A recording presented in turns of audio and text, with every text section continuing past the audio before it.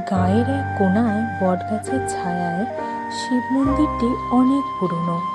লোকমুখে প্রচলিত মন্দিরের শিবলিঙ্গ অনেক জাগ্রত, ভক্তের ডাকে সাড়া দেন। তবে কেউ কখনো তাকে জাগতে দেখেনি, শুধু অলৌকিক কীর্তির গল্প শোনা যায়।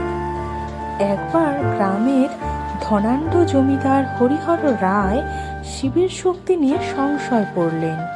তিনি ভাবলেন, এ তো শুধু গল্প কথা, সত্যিই যদি ঠাকুর জাগ্রত হন তবে প্রমাণ চাই। তিনি ঘোষণা দিলেন, যদি সত্যি এই শিবলিঙ্গ জাগ্রত হয় তবে আগামী পূর্ণিমার রাতে আমি এই মন্দিরে সিন্দুক ভর্তি স্বর্ণ রাখব। যদি শিব ঠাকুর সত্যি থাকেন তবে স্বর্ণ রক্ষা করবেন, না হলে বুঝবো সবই মিথ্যা। পূর্ণিমার রাতে হরিহর রায় সিন্ধুক রেখে গেলেন। সারা গ্রাম জেগে থাকলো, কিন্তু ভেতরে কেউ গেল না।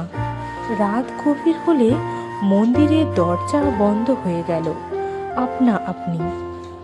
দূর থেকে দেখা গেল মন্দিরের শিখায় নীলাভ আলো জ্বলছে, যেন কেউ জেগে আছে। ভোর হলে সবাই মন্দিরের দিকে ছুটে গেল। দরজা খুলতেই দেখা গেল সিন্দুক অক্ষত, তবে তার উপরে এক বিরাট সাপকুণ্ডলী পাকিয়ে বসে আছে। ভয় কেউ কাছে গেল না।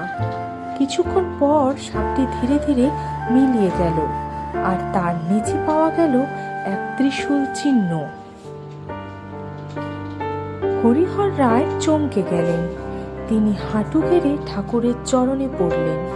সেই দিন থেকে মন্দিরের প্রতি তার অগাধ বিশ্বাস জন্মায়। তিনি গ্রামে এক বিশাল যজ্ঞের আয়োজন করলেন, যেখানে সবাই মিলে শিবের পুজো করল। সেই থেকে কেউ আর সন্দেহ করেনি, গায়ের শিবলিঙ্গ সত্যি খুবই জাগ্রত। হরিহর রায় সেই ঘটনার পর পুরোপুরি বদলে গেলেন। আগে তিনি ছিলেন সন্দেহপ্রবণ ও অহংকারী, কিন্তু এরপর থেকে তিনি হয়ে উঠলেন শিব ভক্ত। তিনি নিজের ধনসম্পত্তির বেশিরভাগ অংশ মন্দিরের উন্নতিতে দান করলেন। কিছু বছর পর একদিন এক আশ্চর্য ঘটনা ঘটল।